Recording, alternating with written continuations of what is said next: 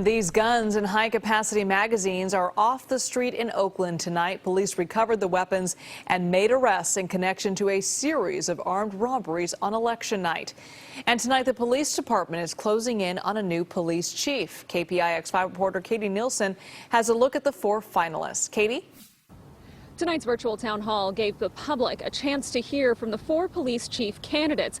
It had been on the books for over a week, but just hours before the event, the current interim police chief held a press conference to talk about a surge in violence that's happened just this week. It was a topic that was not addressed during the forum.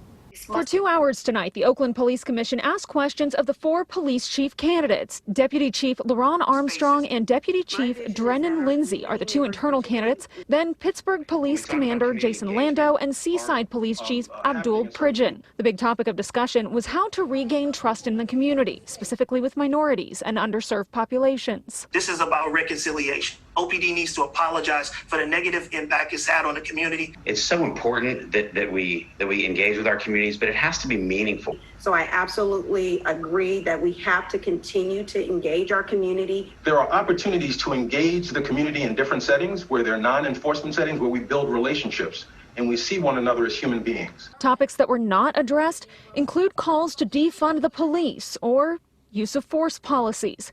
Topics that have received a lot of attention at departments across the country after the death of George Floyd and the subsequent protests, including massive demonstrations in Oakland. Just a few hours before the town hall, interim police chief Susan Mannheimer talked about the caravan of criminals who broke into a number of dispensaries on election night, a topic that also was not addressed during the police chief forum. Our resources were focused more on our areas of demonstration, protest, providing safe spaces and places for our community. The interim police chief says they are working with other departments across the Bay Area to try to stop this caravan of crime. Now, as far as the police chief search, next steps, the police commission will be meeting on November 12th to talk about which candidates to move ahead in the process.